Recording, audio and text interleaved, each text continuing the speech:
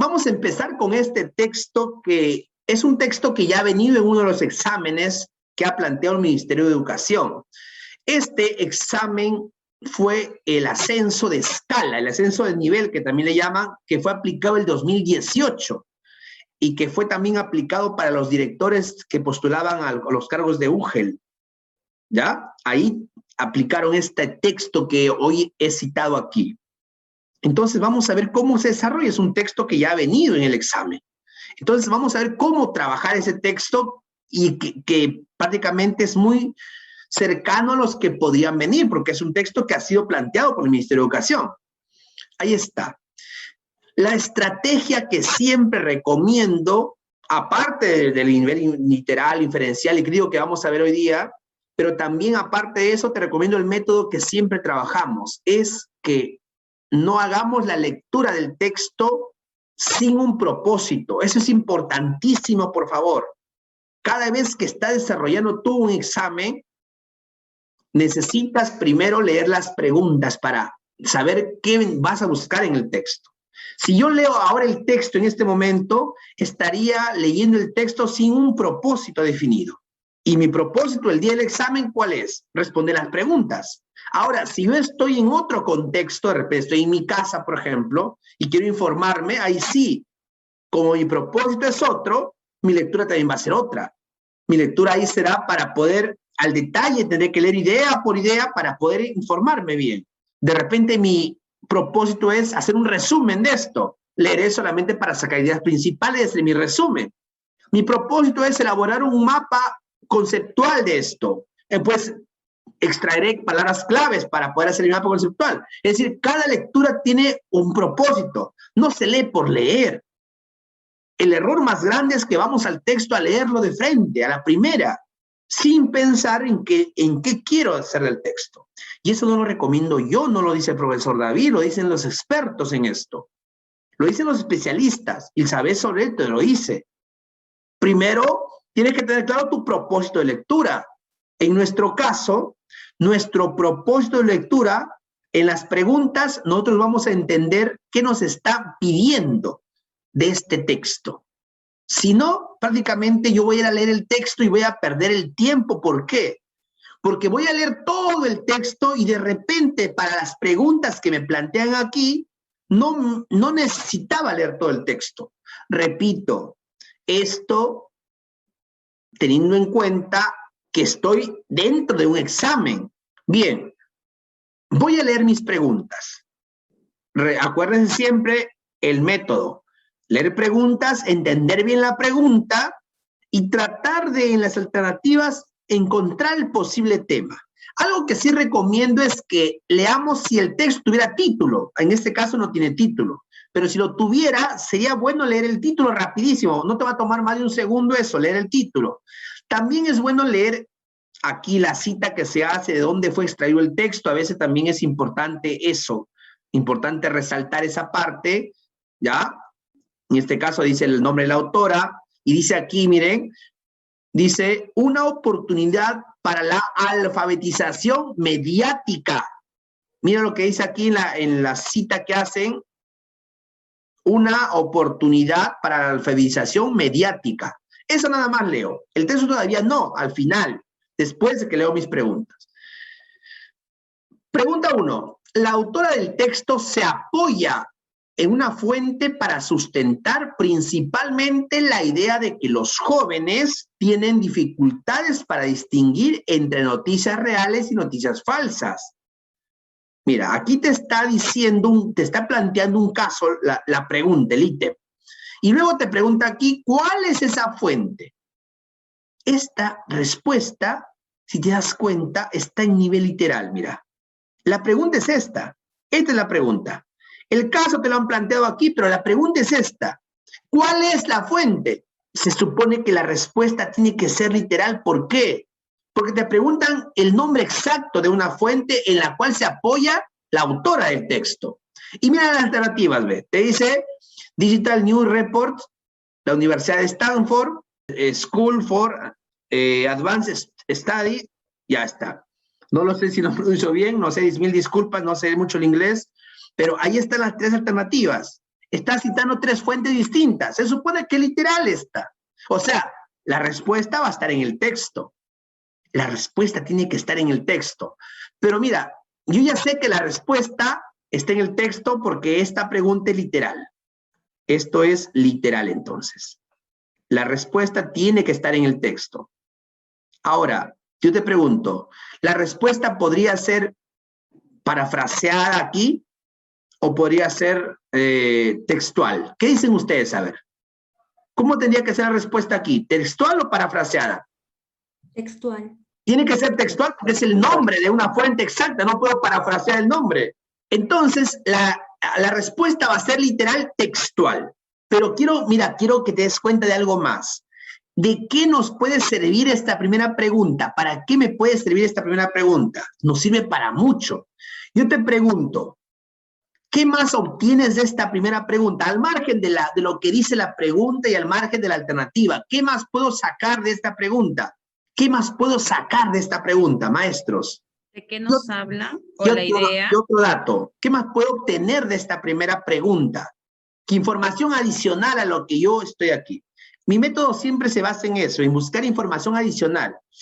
Yo te pregunto, ¿tú puedes saber qué tipo de texto es a partir de la primera pregunta? Eso es lo que te planteo, para todos. ¿Podrías decirme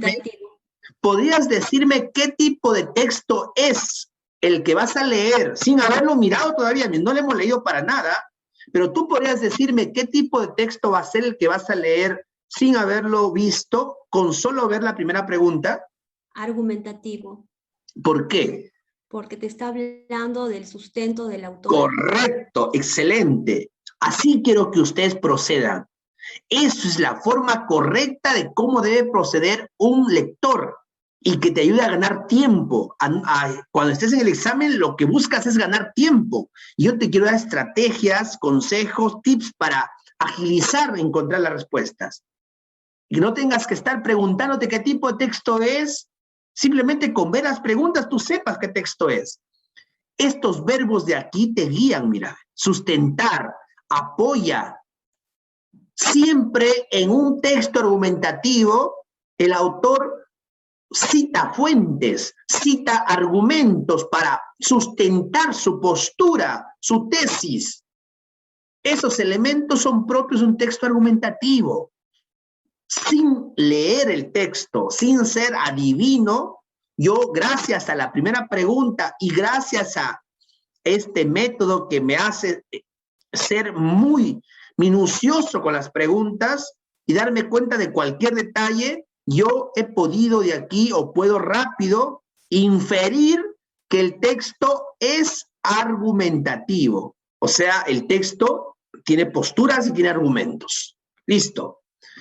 Vamos al texto para ver cuál sería mi respuesta, ¿ya? Vamos al texto, a ver. Me ha dicho que la autora en el texto está utilizando una fuente para poder ella sustentar que los jóvenes tienen dificultades para saber si una noticia es real o falsa. La autora dice eso, pero ella tiene que, para ella decir eso, tiene que sustentar en algo, en un argumento, en algo concreto, en una fuente confiable. ¿Cuál es esa fuente confiable? Para eso voy al texto y tengo que encontrar dónde la autora está diciendo que los jóvenes no saben diferenciar lo verdadero de lo falso. A ver, por aquí en la primera parte del texto, ojo, no vamos a leer todo el texto, vamos a leer lo necesario del texto, ¿de acuerdo? Solo lo necesario. A ver, por aquí en la primera parte, empieza con una pregunta. Esa pregunta no es la idea principal porque la idea principal no puede estar en forma de pregunta. Tampoco es el caso que me están proponiendo en la pregunta 1. Aquí dice, ¿qué tiene en común la victoria de Donald Trump en Estados Unidos, el triunfo de Brexit en el Reino Unido y el no en el referéndum por la paz en Colombia? En los 3 casos se trató de campañas muy polarizadas y tras el resultado se habló del papel de las plataformas digitales que habían intoxicado esas campañas con noticias falsas e influido de este modo en un resultado en todos los casos inesperado. Hasta ahí me está proponiendo el texto un contexto, una problemática, me está problematizando, me está diciendo que estos resultados que ha habido en la política, no solamente en Colombia, sino en Estados Unidos, en el Reino Unido, es decir, en varias partes del mundo, no es algo que se pueda, algo esporádico o algo casual, sino que hay detrás toda una campaña que está haciendo, o que está influyendo, que está haciendo que los jóvenes o las personas de alguna forma se inclinen por ciertas posturas, por ciertas situaciones que pueden favorecer una determinada postura. Entonces, ¿dónde está la fuente que cita?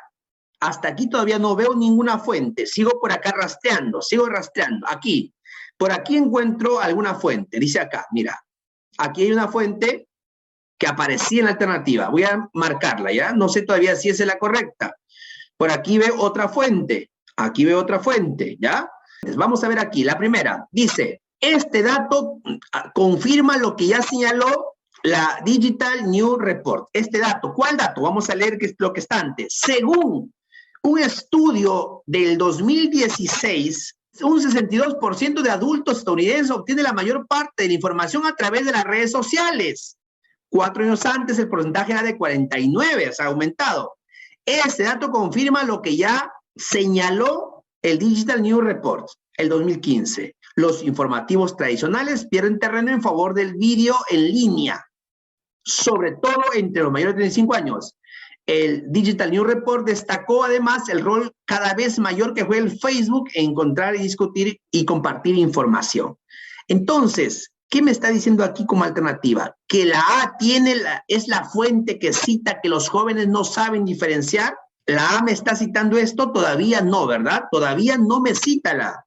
Sigo por aquí. Vamos a ver acá. Un reciente estudio dice, señala que, por ejemplo, que las redes sociales ayudan a que las teorías conspirativas persistan y crezcan en un espacio virtual en que la verdad de la desinformación deja de importar. Lo que importa es si la información se adapta a la narrativa propia. Tampoco me está citando lo que me pide el caso. Y luego me dice aquí, en este contexto resulta imperativo promover, mira acá lo importante de esto, aquí lo importante de esto. Marco aquí este conector que viene acá el texto, ¿ya? Marco aquí. ¿Por qué? Porque esta es una frase concatenadora. ¿A qué se llama frase concatenadora en el texto? Aquella frase que está recogiendo todo lo que me dijo el texto anteriormente. Todo lo que el texto ha dicho aquí es el contexto problemático. ¿Ya? Todo. Aquí me está diciendo el texto en general que hay un problema, que se está influyendo bastante en la percepción de las personas. Y aquí me dice, en ese contexto, o sea, en este contexto donde los jóvenes o las personas adultas están siendo influenciadas, y no porque lo diga ella, sino porque lo dicen varios reportes, dice, resulta imperativo promover, mira, la alfabetización mediática, especialmente en los jóvenes. Mira aquí, quiero que te fijes bien aquí. ¿Cómo se le llama a esto en el texto argumentativo? Esto se le llama la propuesta de la autora. Fíjate bien esto, y esto lo enseño bastante dentro del curso. Hay una clase especial que se llama la clase de los recursos cohesivos de la comprensión lectora, donde se aprende cómo identificar conectores y cómo identificar la frase concatenadora. Si tú encuentras esta frase concatenadora, como en este caso, en este examen que no lo he inventado yo, ha venido en el Ministerio de Educación. Este contexto es una frase concatenadora que te está recogiendo todo lo que dijo aquí. ¿Qué asumes tú como lector entonces? Que la frase concatenadora, ¿qué tiene? La idea principal siempre está después de la frase concatenadora. Y la idea principal en un texto argumentativo es la propuesta que da la autora. Mira, y fíjate acá, dice, en este contexto, o sea, es como si dijéramos, en este problema que te he contado, ¿qué hacemos? En este problema es importante, es imperativo promover. Mira, la autora está proponiendo. ¿Qué propone la autora? ¿Promover qué? ¿Cuál es la solución a este problema? Este es un problema que los adultos, las personas están siendo influenciadas por campañas para poder actuar de una determinada forma. Eso me dice. No me he leído todo el texto, pero yo lo puedo sacar así. ¿Por qué? Porque he leído ciertas partes del texto. Y aquí dice, en este problema, en este contexto, ¿qué hacemos? Es necesario promover la solución. ¿Cuál es? Una alfabetización mediática. ¿Especialmente en quién? En los jóvenes. Esta es la postura de la autora, la idea principal del texto. Ya lo encontré. Ahora, me pedían en la primera pregunta cuál es la fuente donde cita. Y viene por aquí algo importante, mira. Dice, según un estudio de la Universidad de Stanford, ahí está, el 82% de estudiantes de secundaria en el estado como California no puede distinguir entre una propaganda y una noticia real en una página web. Fíjate aquí lo que te dije de forma literal. Mira, ¿y cuál es la fuente que usa la autora? Esta. Ahí está tu fuente, mira. ¿Te das cuenta o no? Entonces, quiero que te fijes en algo, mira. El párrafo 1, el párrafo 2, párrafo 3 y párrafo 4 están sirviéndole a la autora para problematizar, para contextualizar el problema. Recién en el párrafo 5, la autora lanza su propuesta, su tesis. Y después de su propuesta, de su postura, ¿qué viene? Los argumentos, las razones para sustentar su propuesta. Un argumento es una razón que sustenta mi propuesta, mi postura. Si yo digo que Dios existe, tengo que demostrar por qué Dios existe. Si yo digo que la legalización del aborto es la mejor opción, tengo que demostrar por qué es la mejor opción. Igualmente aquí la autora dice, es necesario alfabetizar a los jóvenes. ¿Por qué? ¿Por qué es necesario alfabetizar? ¿Por qué? ¿Por qué? Primer argumento, porque según la Universidad de Stanford, el 82% de jóvenes no sabe distinguir entre una propaganda y una noticia real. No lo sabe distinguir. Si te das cuenta, la pregunta 1 te decía eso justamente. ¿En dónde se apoya la autora para decir que los jóvenes no distinguen noticias reales de noticias falsas? El caso está parafraseado, el caso. Pero la respuesta es literal. Es textual la respuesta. ¿Cuál es tu respuesta entonces, maestros? ¿La A, la B o la C? La B. Definitivamente la respuesta, sin lugar a duda, está en el texto escrita, lo hemos marcado aquí, está literal porque está escrito en el texto, es la B, sin lugar a duda. Entonces, mira, ¿cómo llegué a esta respuesta? Lo importante es que yo sepa cómo llegué. Me fijé en este conector aquí, en este detalle, en esta frase concatenadora. Mi profesor ya me explicó en el curso que después de una frase concatenadora, la idea principal viene después. Si es argumentativo el texto, viene la propuesta, la tesis. Y efectivamente aquí dice, mira, resulta imperativo promover la alfabetización mediática, especialmente en jóvenes. Ahora, los argumentos responden a ¿por qué? ¿Por qué? ¿Por qué? Ah, porque la mayoría de jóvenes, el 82%, no distingue una propaganda de una noticia real. ¿Quién lo dice? La Universidad de Stanford. Se está apoyando en un argumento de autoridad, se llama. Ese argumento se llama argumento de autoridad. Un argumento que se sustente en lo que dice una institución de prestigio o una persona que goza de prestigio se llama argumento de autoridad. Este argumento que está usando aquí la autora es un argumento de autoridad. Respuesta entonces, letra B a la pregunta 1. Bien, vamos a la pregunta número 2. Dice, en el texto, ¿a qué se refiere la noción de posverdad? Me está pidiendo que yo pueda interpretar el significado de la palabra posverdad. Con leer lo que el autor dice en el texto, yo debo interpretar.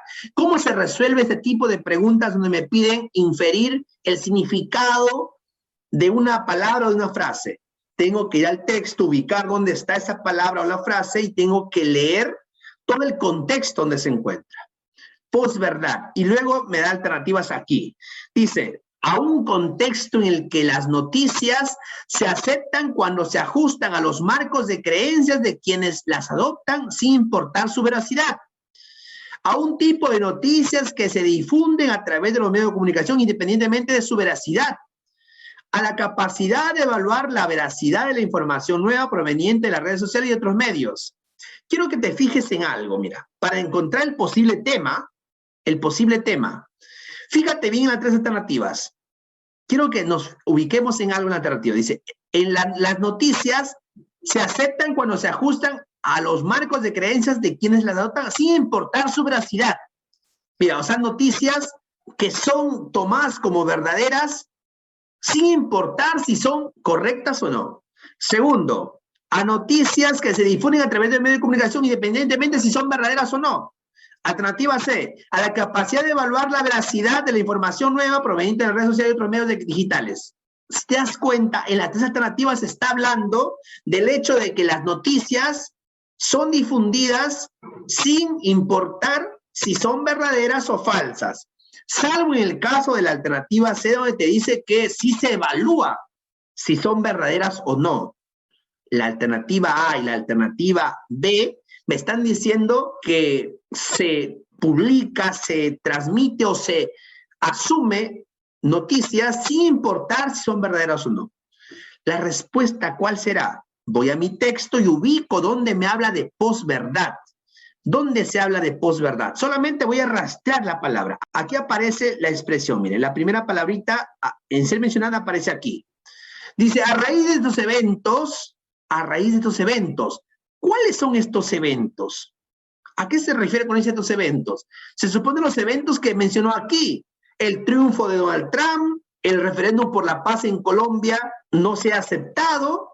O sea, todo eso, dice, a raíz de esos eventos, la expresión posverdad pasó a ocupar un gran espacio en los medios de comunicación. ¿Y qué dice el diccionario Oxford al respecto? ¿Qué es la posverdad según el diccionario Oxford? Define como el término como circunstancias en las que los hechos objetivos influyen menos en la formación de la opinión pública que las referencias a emociones y a creencias personales. Entonces, según el diccionario, la posverdad son aquellas circunstancias en las que lo objetivo, o sea, lo que es concreto, influye menos. O sea que las personas no le dan tanta importancia a lo concreto, a lo objetivo, sino a aquellas situaciones emocionales o las creencias personales. O sea, yo obedezco a una noticia, cuando la noticia me habla de algo concreto, no le doy importancia, le doy más importancia a lo que dice algo que tiene que ver con mi estado emocional o que hiere mi susceptibilidad. Y eso ustedes lo habrán podido notar muchísimo en las últimas elecciones que hemos tenido, donde se ha elegido al nuevo presidente. Ha habido hechos concretos, sin embargo, la gran mayoría de personas se han visto cegadas por susceptibilidades o por creencias personales y se han mantenido en una postura que hasta el final lo que ha hecho es causar un problema en nuestro país. Es un claro ejemplo de esto, que a veces nos dejamos llevar no por lo objetivo, sino por lo subjetivo, por lo que dicen, por lo que creen, por lo que suponen. Y aquí lo dice bien claro, eso se conoce como posverdad, dice. Y dice, en esta era de la posverdad, muchas noticias falsas son aceptadas y difundidas, incluso sabiendo las que son falsas. Entonces, ¿a qué le llaman posverdad en el texto? ¿Qué podemos inferir? Que la posverdad entonces es una verdad, es aceptada sin importar si es cierta o no. Si la difunden, entonces quiere decir que la posverdad se está refiriendo a aquellas situaciones en las que nosotros aceptamos noticias sin importar si sean ciertas o no, sean verdaderas o no. ¿Cuál es tu respuesta entonces? La B. La B. A. ¿Por qué la A o por qué la B? Ojo, ¿habla de las personas o de los medios de comunicación? Ahí está la respuesta. De los medios. ¿Habla de las personas o de los medios? Vamos al texto. No nos engañemos, vamos al texto para salir de esto. ¿De quién habla? ¿En quién ha influenciado estos hechos? ¿Son producto de qué? De la influencia que hay en las personas, porque las personas son las que han elegido a este presidente, las personas son las que le dijeron no al referéndum, etc. Entonces, ¿a quién se refiere aquí? Dice, muchas noticias falsas son aceptadas ¿quiénes las aceptan? ¿Las personas o los medios? Las personas las aceptan y las difunden. Y las difunden. ¿A quién se refiere entonces? ¿A los medios o a las personas? Definitivamente personas. se refiere a las personas. La respuesta tiene que ser la A un contexto en que las noticias que se dan son aceptadas por las personas sin importar si sean verdaderas o no. Porque en el texto dice, mayormente guiándose por sus emociones, guiándose por sus creencias. Y lo objetivo le restan importancia. Si a mí me parece que está mal, aunque me demuestren que está bien, pero a mí me parece que está mal y por eso entonces yo voy a decir que está mal. Y eso ha pasado en esas elecciones, ha pasado eso. Te mostraban pruebas concretas, pero si a ti no te parecía, a ti personalmente, te cerrabas en que no. Entonces, a eso se refiere justamente este texto. Bien, pregunta 3. En el texto, ¿cuál de los siguientes hechos es una consecuencia del efecto burbuja? Aquí, por ejemplo, me está diciendo que yo encuentre la consecuencia de este efecto burbuja. Uno de los 3 hechos tiene que ser una consecuencia de este efecto burbuja. Vamos a ver, dice, las redes sociales ajustan los contenidos que muestran según las búsquedas previas de los usuarios. La B, la prensa y la televisión pierde audiencia frente a los medios digitales, sobre todo entre los jóvenes. Las redes sociales ayudan a que las teorías conspirativas persistan y crezcan en el espacio virtual. Vamos a ver dónde está este término de efecto burbuja. ¿Por aquí me habla de efecto burbuja? No. Aquí. En el tercer párrafo, profesor. Ahí está el efecto burbuja. Aquí está el efecto burbuja. Nos ubicamos aquí, ¿de acuerdo? Me piden consecuencia, me piden la consecuencia. A ver, vamos a leer desde aquí. En la práctica, dice, esto impide que nos lleguen puntos de vista en conflicto con el nuestro. Obstaculiza el acceso a la información que podría desafiar o ampliar nuestra visión del mundo y convierte nuestra experiencia virtual en una cámara de resonancia de nuestras propias ideas, donde las visiones diferentes se descartan o se representan de forma minoritaria. Este efecto burbuja resulta más intenso cuando involucra informaciones que apelan a emociones y creencias firmemente enraizadas que hacen a los individuos especialmente susceptibles a la manipulación política. Un reciente estudio señala, por ejemplo, que, mira acá, aquí está, un reciente estudio me está diciendo aquí las consecuencias, mira. ¿Y qué me dice acá, mira? Las redes sociales ayudan a que las teorías conspirativas, todo esto de acá, mira. ¿Cuál es la consecuencia entonces, según este estudio, del famoso efecto burbuja? Que las redes sociales ayudan a que las teorías conspirativas persistan y crezcan en el espacio virtual en el que la verdad y la desinformación deja de importar. ¿Cuál sería la respuesta entonces? La C. Definitivamente la respuesta es la letra C. Eso está textual en el texto, ahí, de la letra C. Bien, vamos con la pregunta número 4. ¿Cuál de los siguientes pasajes del texto muestra que el autor está a favor de la alfabetización mediática? Pasajes del texto, o sea, ¿cuál de las siguientes ideas? Acá se pone entre comillas, ¿por qué? Porque esto ha sido extraído del texto. Son fragmentos del texto. Siempre lo que ves en comillas son citas que se han sacado del texto. ¿En cuál de estos fragmentos se puede notar que la autora está a favor de alfabetizar mediáticamente? Cuando dice a favor, ¿qué te hace notar esto? Esto tiene que ver con la tesis, con la postura de la autora. ¿Te acuerdas que encontramos que en el texto que la autora estaba proponiendo algo? ¿Qué proponía la autora? Que es necesario que se alfabetice mediáticamente ¿a quiénes? A los jóvenes. ¿Dónde, en qué parte de estos pasajes, de estos fragmentos, se puede notar que la autora está pidiendo que se alfabetice? A ver, alternativa A. Es necesario empoderar a los ciudadanos y facilitar la adquisición de las competencias necesarias para comprender y evaluar información. La iniciativa de Polarización Digital hace participar a estudiantes universitarios en análisis de veracidad en noticias de Twitter o Facebook. Una de las principales características de las redes sociales es que se ajustan los contenidos que muestran según las búsquedas previas de los usuarios. ¿En cuál de las 3 se está notando postura postura, propuesta. Maestros, El A. definitivamente, si nos damos cuenta, la alternativa A está mostrando la postura. Porque dice, es necesario empoderar. Está mostrando la autora su postura, su posición frente a la alfabetización. Alfabetizar, adquirir competencias para poder evaluar si algo es cierto o falso. La respuesta, sin lugar a duda, es la letra A.